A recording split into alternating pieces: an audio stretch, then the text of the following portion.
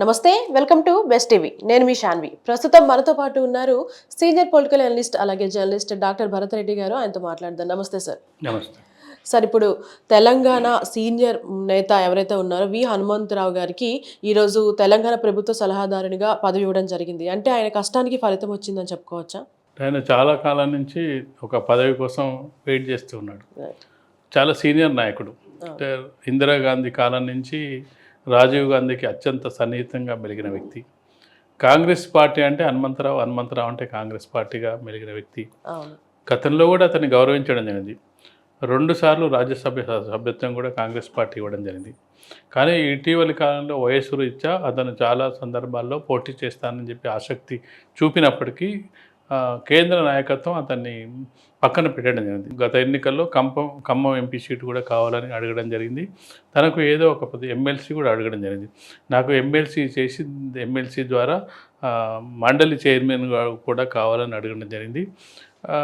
కానీ అతన్ని అంటే వయసు రీత్యా లేకపోతే ఇక జనరేషన్ మారుతున్న నేపథ్యంలో ఏదో విధంగా అతను ఇంకొకటి ఏంటంటే కాంగ్రెస్ పార్టీకి బీసీ నాయకులు చాలా తక్కువ సంఖ్యలో ఉన్నారు. ఎందుకు చెప్పాలంటే బీసీ నాయకత్వం చాలా లోపంగా ఉన్నట్టుగా మనకు కనిపిస్తుంది. గతంలో ఉండే కానీ ఇప్పుడు తగ్గిపోయింది. గతంలో ఎవరు ముఖ్యమంత్రిగా ఉన్నా పిసిసి అధ్యక్షుడు మాత్రం బీసీనే ఉండే వ్యక్తి. కేశవరావు కానీ అలాగే హనుమంతరావు కొంతకాలం పిసిసి అధ్యక్షుడు చేయడం జరిగింది. అలాగే పొన్నాల లక్ష్మయ్య చేయడం జరిగింది. అలాగే డి శ్రీనివాస్ చేయడం జరిగింది. రాజశేఖర రెడ్డి హయాంలో టి శ్రీనివాస్ చేయడం జరిగింది. కానీ ఇప్పుడు చూసుకుంటే కేవలం 2-3 కనిపిస్తున్నారు. అంటే పెద్ద నాయకత్వంలో ఉన్న వాళ్ళు కనిపిస్తున్నారు. హనుమంతరావు ఏంటంటే హనుమంతరావు ఎప్పుడు చెప్పేది ఏంటంటే రాజీవ్ గాంధీ కనుక బతికి ఉంటే నేను ఎప్పుడో ఏనాడు సీఎం అయ్యేవాడిని అనేది చాలా సందర్భాల్లో చెప్పడం జరిగింది. అందులో నిజం కూడా ఉంది. ఎందుకంటే హనుమంతరావు నిజంగానే రాజీవ్ గాంధీకి వీరభక్తుడిగా ఉన్నాడు. ఎప్పుడైతే 1991లో 1991లో చెన్నారెడ్డిని మార్చాల్సిన పరిస్థితి వచ్చింది. చెన్నారెడ్డిని మార్చడానికి కారణం ఏంటంటే అప్పట్లో వైఎస్ రాజశేఖర రెడ్డి అసమ్మతి నేతగా ఉండడం జరిగింది. చెన్నారెడ్డిని మార్చాలని చెప్పి అప్పుడంతా మత ఘర్షణలు అవన్నీ రాజశేఖర రెడ్డి చేయించాడని చెప్పి చెన్నారెడ్డి కూడా ఆరోపించడం జరిగింది. ఆ సందర్భంలో అప్పుడున్న నాయకత్వం ఇక్కడ చెన్నారెడ్డిని మార్చి మరొకరిని ఎంపిక చేయాలని చెప్పి ఒక కేంద్రానికి సంబంధించిన పరిశీలకులు రావడం జరిగింది. అయితే అప్పుడు వచ్చిన పరిశీలకులకు సంబంధించి రాజీవ్ గాంధీ మదిలో ఏముందంటే నేను అప్పట్లో అసెంబ్లీలో ఎమ్మెల్యే అంబర్పేట నుంచి గెలిచిన ఎమ్మెల్యేగా ఉండే, పిసిసి అధ్యక్షునిగా ఉండే. అయితే అప్పుడున్న రాజీవ్ గాంధీ ఏఐసిసి అధ్యక్షునిగా ఉన్న రాజీవ్ గాంధీ మనసులో ఏముందంటే హనుమంతరావును సీఎం చేస్తారని చెప్పి ఒక అభిప్రాయం ఉండే. కానీ ఇక్కడికి వచ్చిన తర్వాత ఎమ్మెల్యేల అభిప్రాయాన్ని అన్ని తీసుకున్న తర్వాత ఎమ్మెల్యేలు అందరూ కూడా అప్పట్లో నెదురుమల్లి జనార్దన్ రెడ్డికి అనుకూలంగా ఓటు వేయడం జరిగింది. అంటే ఉన్న ఎమ్మెల్యేలు ఎక్కువ మందికి నెదురుమల్లి జనార్దన్ రెడ్డి అయితే మాకు ఓకే అని చెప్పడం జరిగింది. ఆ పరిశీలకులు అభిప్రాయాన్ని వ్యక్తం చేయడంతో అయితే యాక్చువల్ కాంగ్రెస్ కల్చర్ ఏంటంటే ఒకవేళ ఒక మనిషి పేరు అనుకుంటే ఆ పేరును వీళ్ళు ముందు అనౌన్స్ చేసి కేంద్రం ఈ పేరు అనుకుంటుంది, మీరు కూడా వాళ్ళకే సపోర్ట్ చేయండి అని చెప్తారు జనరల్గా వాళ్ళు పంపే పేరు. కాకపోతే ఏంటంటే వాళ్ళు అంటే ఓవర్కమ్ అయ్యారో లేకపోతే ఏం కాదులే హనుమంతరావుకి సపోర్ట్ ఉంది అనుకున్నారో ఏమనుకున్నారో, మీరు అక్కడ ఉన్న ఎమ్మెల్యేల్లో ఎక్కువ మంది ఎవరికి సపోర్ట్ చేస్తారో తెలుసుకోమని చెప్పేటప్పటికి జనార్దన్ రెడ్డికి ఎక్కువ సపోర్ట్. ఒకసారి ఆ ఎక్కువ సపోర్ట్ వచ్చిన తర్వాత ఇంకేం చేయలేని పరిస్థితిలో జనార్దన్ రెడ్డిని సీఎంగా చేయడం జరిగింది. చేసినప్పటికీ రాహుల్ గాంధీ ఇది చేసిన 6 నెలల కాలంలోనే రాహుల్ గాంధీ ఆ ప్రమాదంలో చనిపోవడం జరిగింది. రాహుల్ గాంధీ చనిపోకపోయి ఉంటే మళ్ళీ నెదురుమల్లి జనార్దన్ రెడ్డి కూడా ముఖ్యమంత్రి వదులుకోవాల్సి వచ్చింది. ముఖ్యమంత్రిని దించేయడం జరిగింది. ఆ సమయంలో విజయభాస్కర్ రెడ్డి సీఎం అవ్వడం జరిగింది. రాజీవ్ గాంధీ కనుక బతుకుంటే ఖచ్చితంగా కూడా హనుమంతరావుకు అవకాశం వచ్చేది. ఆ విషయాన్ని ఆయన పదే చెప్తుంటాడు. అప్పటి నుంచి దాని తర్వాత కూడా కాంగ్రెస్ పార్టీ నాయకత్వం గుర్తించింది, గౌరవించింది. 2 సార్లు రాజ్యసభ టికెట్ కూడా ఇవ్వడం జరిగింది. ఇటీవలి కాలంలో ఇక రేవంత్ రెడ్డి వచ్చిన తర్వాత తను ఏదో ఒక పదవి కావాలని ఆశిస్తూ మొదట్లో రేవంత్ రెడ్డికి వ్యతిరేకంగా కూడా వ్యవహరించడం జరిగింది.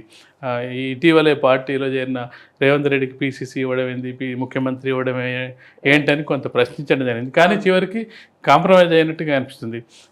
అంటే ఎవరు అధికారంలో ఉంటే వాళ్ళతో కాంప్రమైజ్ అయితేనే వీళ్ళకి పదవులు వస్తాయనే విషయం హనుమంతరావుకు తెలిసినట్టుంది. అందుకే కొంత కాంప్రమైజ్ అవ్వడంతో ఇంకొక బీసీ లీడరు, ఎందుకంటే ఇప్పుడు బీసీలది ప్రస్తుతం తెలంగాణలో బీసీకి సంబంధించిన ఎక్కువ ఉద్యమాలు నడుస్తున్నాయి. బీసీని సీఎం చేయాలనే ఉద్యమం, బీసీల రాష్ట్ర జనాభాలో బీసీ జనాభా దాదాపు 50% పైన ఉంది. ఏదైతే క్యాబినెట్లో సరైన స్థానం లేదు, అసలు ఎమ్మెల్యేలు కూడా సరైన సంఖ్యలో లేరు. ఈ ఉద్యమం నేపథ్యంలో హనుమంతరావును ఒక ఐకాన్గా చూపించే అవకాశం ఉంది. అతను ఎప్పుడు బీసీల గురించి మాట్లాడుతుంటారు. మా ఢిల్లీలో గతంలో ఓబీసీల చైర్మన్గా ఉండే వీటన్నిటి దృష్ట్యా ఇక అతనికి కూడా కొంత గౌరవం ఇచ్చినట్టుగా ఉంటుందని చెప్పి అతన్ని బీసీ సంక్షేమం సంబంధించిన సలహాదారు, అంటే ఇక్కడ సలహాదారు ఇవ్వడం వేరు, సలహాదారును క్యాబినెట్ ర్యాంక్తో ఇవ్వడం వేరు. ఇక్కడ హనుమంతరావుకి ఇచ్చిన గౌరవం ఏంటంటే ఇప్పుడైతే మినిస్టర్కు ఏ విధంగా అయితే హోదాలు ఉంటాయో ఈయన కూడా క్యాబినెట్ ర్యాంకుతో కూడిన సలహాదారు ఇవ్వడం వల్ల ఏంటంటే మినిస్టర్తో ఈక్వల్గా వ్యవహరించే అవకాశం ఉంటుంది. ఆయన కింద ఒక ఐఏఎస్ ఆఫీసర్ ఉంటుంది, ఇదంతా కూడా సేమ్ క్యాబినెట్ ర్యాంక్ ఉంటుంది. కాబట్టి ఇక అతను అంతటితో సాటిస్ఫై అయినట్టుగా కనిపిస్తుంది. అందుకే ఎమోషన్ కూడా అయినట్టుగా కనిపిస్తుంది. ఆ రేవంత్ రెడ్డి నాకు పదవి ఇచ్చాడని ఎమోషన్ అయినట్టుగా కనిపిస్తుంది. కాంగ్రెస్ పార్టీ కూడా ఏంటంటే ఇక్కడ బీసీకి సంబంధించిన ఉద్యమం నడుస్తున్న సందర్భంలో ఐకాన్గా ఉన్న ఒక బీసీ లీడర్ని ఒక స్థానం ఇవ్వడం ద్వారా మేము బీసీలకు అనుకూలంగా ఉన్నాం, బీసీలు మా వెంటే ఉన్నారని చెప్పుకునే ప్రయత్నాన్ని కూడా హనుమంతరావుకు పదవి ఇచ్చినట్టుగా మనకు కనిపిస్తుంది. అంటే ఆయన సీఎంగా చూసే అవకాశం కూడా ఉందనుకోవచ్చా రాబోయే రోజుల్లో? ఇక కష్టం, అంటే వయస్సు అయిపోయింది, ఇక అవకాశాలు కూడా లేవు. ఎందుకంటే ఇప్పుడు అంతా చెప్పిన కదా, మొత్తం అంటే జనరేషన్ మారుతుంది, కొత్త జనరేషన్ వస్తుంది. ఈ పదవైనా ఆయన యాక్చువల్ రాజ్యసభ అడిగాడు, ఎమ్మెల్సీ అడిగాడు, క్యాబినెట్ ర్యాంకుతో కూడుకున్న సలహాదారు పదవి ఇచ్చారు. కాబట్టి అతను అడగడం కూడా చాలా సందర్భాల్లో నాకు ఈ ఒక్కసారి పదవి, మరొకసారి నేను పదవి కూడా తీసుకోనని చెప్పడం జరిగింది. కాబట్టి ఖచ్చితంగా ఇంకా సీఎం ఇట్లాంటివి ఏముండవు, అంటే సీఎం అయ్యే అవకాశాలు చాలా తక్కువగా ఉన్నాయి.